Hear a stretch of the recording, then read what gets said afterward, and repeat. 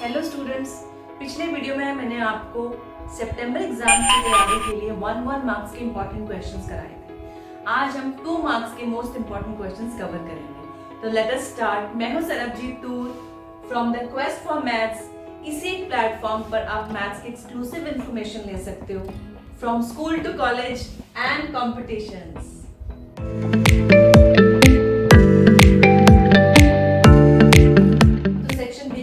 हम शुरू करते हैं बेटा। First question x square minus 3 दिया, सिफरा पता करो, find the zeros of the polynomial x square minus 3। तो आपको ये क्वेश्चन जो है ये बहुत ही इजी तरीके से करना आ जाएगा।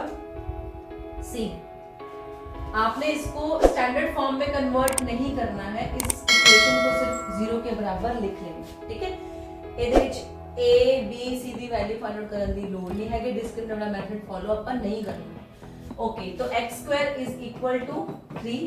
तो अगर स्क्वायर रिमूव करेंगे तो बेटा अंडर रूट आ जाएगा और अंडर रूट के सामने दो निशान आएंगे, प्लस बी और माइनस बी। तो रूट्स हमारी बनेंगी एक √3 और दूसरी बनेगी -√3। दो रूट्स क्यों बन जाती है जब हम स्क्वायर रिमूव करते हैं? क्योंकि स्क्वायर रूट -√3 का जो है -√3 का स्क्वायर भी 3 होता है और +√3 का स्क्वायर भी जो है वो 3 होता है, ठीक है। तो ये दो रूट्स आ गई। 2 नंबर क्वेश्चन है, फटाफट सॉल्व हो जाएगा। नेक्स्ट क्वेश्चन जो है बेटा आपकी बुक का क्वेश्चन ही है।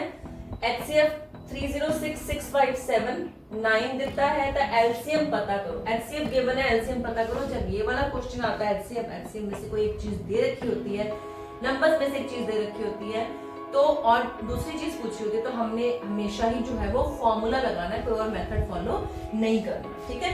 कौन सा फॉर्मूला लगाना है? P multiplied by Q is equal to HCF multiplied by LCM, ठीक है। ओके, तो P क्या है हमारे पास? पहला नंबर, दूसरा क्या है 657 और HCF हमें 9 दे रखा है, LCM पूछा हुआ है और LCM जो है वो किसके बराबर आ जाएगा?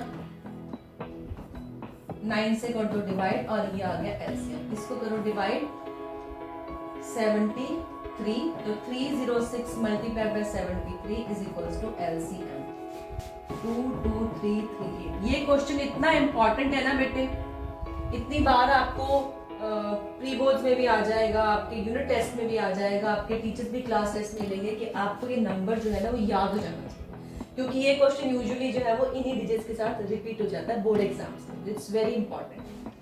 नेक्स्ट हम क्वेश्चन चलते हैं। एक 2 का बहुपद पता करो जिसमें सिफराला जोड़ते गुणनफल क्रमवार -3 से 2 है। तो हमें एक पॉलिनोमियल निकालना है जिसका सम ऑफ प्रोडक्ट ऑफ जीरोस हमें गिवन है। यहाँ पर कई बार सम ऑफ रूट्स भी लिखा हुआ होता है और कई बार बेटा हमें एक्चुअली रूट्स दे रखी होती है। तो ये आपने ध्यान रखना है कि सम ऑफ प्रोडक्ट गिवन है या हमें रूट्स गिवन है। अगर रूट्स गिवन है, सिफर गिवन है दोनों, तो आपको पहले जोड़ और उसका गुणनफल वो पहले पता करना पड़ेगा, ठीक है।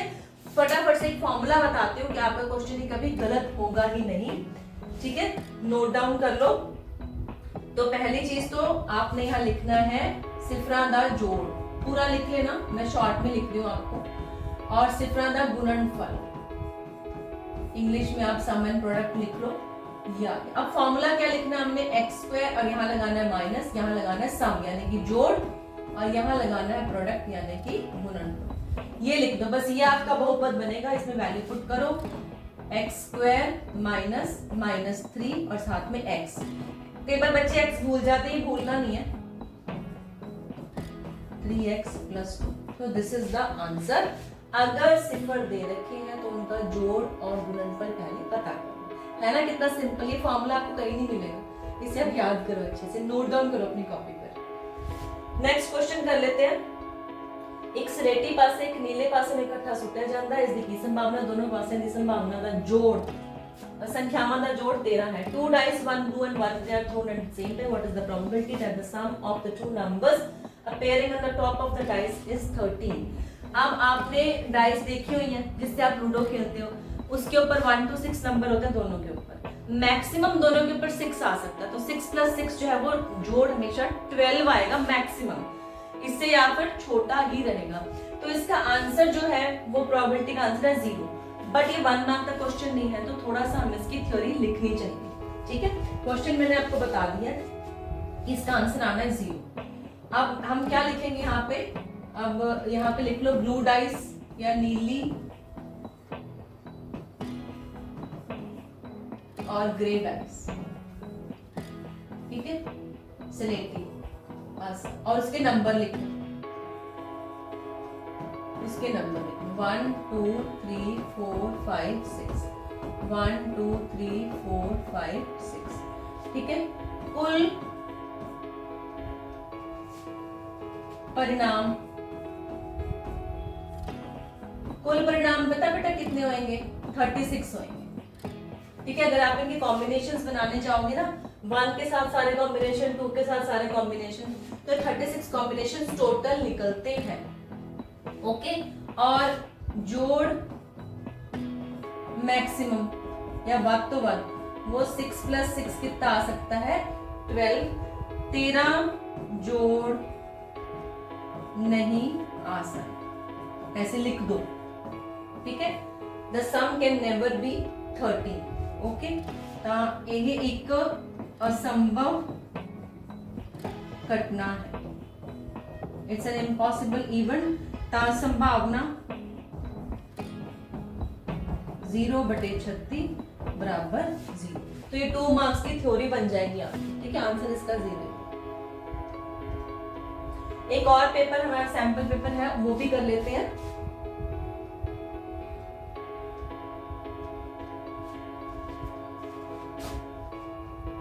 छोटे छोटे से क्वेश्चंस है बेटा, बाय हार्ट इन्हें याद कर लो, इसमें से ना क्वेश्चंस बोर्ड एग्जाम्स में आ जाते हैं, ये इतनी बार रिपीट होते हैं क्वेश्चंस, इतनी बार रिपीट होते हैं, तो आप इनको याद ही कर लो। जब आप याद करोगे ना, बार बार बार बार लिख के उन्हें करते रहोगे, उनके प्रोसेस को याद कर लोगे, आपको समझ भी आने लग जाएगा। कई बार हमें याद करके समझ आता है, कई बार हमें समझने के बाद याद होता है, तो ये कुछ चीजें हैं जो हम करने के बाद उसे समझ जाते हैं। अब आज गुणनखंड विधि द्वारा 6 ते विधा महत्व समावर्तन HCF अते LCM पता करो, ठीक है। अब इसमें ये ध्यान देना है, इसने मेथड कह दिया कि प्राइम फैक्टराइजेशन मेथड से HCF LCM निकालना है, कोई और मेथड हमने फॉलो नहीं करना है, ओके।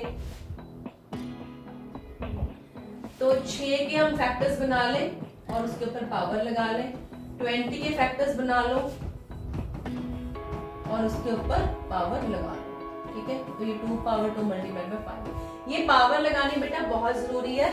मैं आपको एक बहुत ही बढ़िया फॉर्मूला बताऊंगी, आप जो मर्जी क्वेश्चन उससे प्राइम फैक्टराइजेशन मेथड से सॉल्व कर सकते हो HCF LCM के लिए। देखिए हम पहले HCF निकालते हैं। HCF क्या होता है बेटा, हाईएस्ट कॉमन फैक्टर, साझा गुणनखंड। अब साझे गुणनखंड में क्या कंफ्यूजन होती है बच्चों को, ये 2 एक बार लिखा, यहाँ पे 2 बार लिखा हुआ है, इसलिए पावर लगानी जरूरी है। तो 2 पावर 1 लेना कि 2 पावर 2 लेना, 2 पावर 1 लेना है। तो इसको याद कैसे लिखना है, आपको शॉर्टकट याद रखना है, साझा गुणनखंड कॉमन फैक्टर और ब्रैकेट में लिख लो छोटी का, और उसकी पावर कौन सी लेनी है, स्मॉल। तो आंसर कितना आ जाएगा 2। ये बेटा पेपर में लिखने के लिए नहीं है, ये आपको याद कराने के लिए। तो सांझे गुणनखंडां दी छोटी कार दा गुणनफल आप ये लिख सकते हो, ठीक है। अब एलसीएम, अब एलसीएम क्या है, उसमें हम सारे फैक्टर्स उठाते हैं, तो हम सांझे की जगह क्या वर्ड यूज करेंगे, सारे। अब सारे में 2 पावर 1 भी 2 पावर 2 भी है, तो कौन सा लेना है, अब इसमें क्या लेना है, इससे उल्टा बड़ी कार, ठीक है, यानी कि हाईएस्ट पावर। तो सारे वर्ड लिख के यहाँ पे लिख लो बड़ी कार या हाईएस्ट पावर, ठीक है। तो जो कॉमन है उसमें हमने बड़ी वाली पावर ले लेनी है, बाकी उठाई लेने सारे, 3 भी लिख लिया और 5 भी लिख लिया, ठीक है। तो 4 multiply by 3 multiply by 5 answer कितना आ गया, 60। इसमें आप क्या लिखोगे, सारे गुणनखंड और सांझे गुणनखंड आदि बड़ी का, ये लिख लो आप, ये फॉर्मूला हो जाएगा, फेयर कॉपी में नोट कर लो इसे। नेक्स्ट क्वेश्चन करते हैं, सिद्ध करो 5 + √2 अपरिमेय संख्या। यूजुअली बच्चे क्वेश्चन छोड़ देते हैं, ये पिछली बार भी बोर्ड में एग्जाम में आया ही था, it's a very important question. इसका प्रोसेस आप याद कर लो, इसको हमने चलना है उल्टा, उल्टा कर चलना है कि 5 + √2 मान लो एक अपरिमेय, सॉरी 5 + √2 एक परिमेय संख्या है, यानी कि एक रैशनल नंबर, परिमेय संख्या है, रैशनल नंबर है, ठीक है। तो अगर रैशनल नंबर है तो इसकी फॉर्म क्या होगी, 5 + √2 = a/b। ठीक है, जिसमें a और b जो है वो इंटीजर्स हैं, यानी कि संपूर्ण संख्या, और b जो है वो 0 नहीं होना चाहिए। ठीक है, ओके, तो √2 क्या आ गया मेरे पास, a/b -5, यानी कि a-5b/b। तो ये जो √2 = a-5b/b आया, यहाँ से हमारा आंसर निकलेगा। अब a-5b/b जो है ये एक परिमेय संख्या ही है। a और b ये इंटीजर्स हैं, इनको सॉल्व करेंगे, ये भी एक इंटीजर ही आएगा, अपॉन b, b पहले नॉट इक्वल टू 0 है, तो ये क्या आ गई, एक परिमेय संख्या। ठीक है, बट √2 इज इर्रेशनल, वो अपरिमेय है, ये हमें पता ही है, तो ये दोनों इक्वल नहीं हो सकती। ठीक है, therefore √2 cannot be equal to a-5b/b। therefore जो हमने माना था, our assumption is wrong। therefore 5 plus √2 एक अपरिमेय संख्या। पहले परिमेय से बात शुरू की थी, प्रूव होगा कि भाई हमने गलत माना है, बस यही इसका प्रूफ है। ठीक है, it is very simple. Next question, x² + 7x + 10 दे सिफर पता करो। अब सिफर पता करना बेटा इजीएस्ट मेथड पता है क्या, इसके फैक्टर्स बना लो। 5x + 2x + 10, दो फैक्टर्स जिनको ऐड करके 7 आए, मल्टीप्लाई करके +10 आए। तो अब इसमें से कॉमन उठाओ, इसमें से कॉमन उठाओ, x आ गया, x + 5, यहाँ पे ये वाला निशान रिपीट होता है, प्लस आ गया, 2 कॉमन आ गया, अगेन x + 5 ने रिपीट होना ही है। सॉल्व करके देख लो, 2x और 10 हो गया। एक यहाँ पर आप बैक जाके देखा करो, 5 + 2 ये +7 बन रहा है ना, तो ओके। अब x + 2 बच गया और x + 5 फिर से कॉमन आ गया।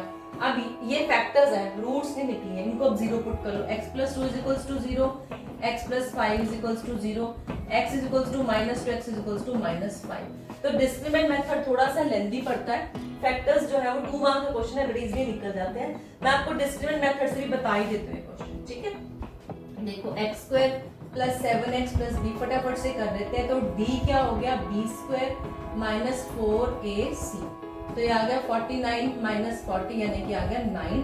अब हमारे फैक्टर्स अल्फा बीटा क्या बन गए, -b + -√d/2, -7 + -√9/2 मल्टीप्लाइड बाय 1, तो -7 + -3/2, -7 - 3/2 और -7 + 3/2, तो -10/2 यानी कि -5 और -4/2 = -2। तो आंसर वही आया है, बट ये मैंने किया इसलिए इतना फास्ट कर लिया। फैक्टर्स में देखो स्टेप्स बहुत थोड़े थे। ठीक है, तो वो आप कर लोगे तो ज्यादा इजीली क्वेश्चन हो जाएगा। तो ये थे बेटा आपके 2 मार्क्स के इंपॉर्टेंट क्वेश्चंस। अगर आप चैनल पर नए हो तो फटाफट से सब्सक्राइब कर लो, और नेक्स्ट मैं आपको 4 मार्क के क्वेश्चंस करवाऊंगी। मिलते हैं नेक्स्ट वीडियो में।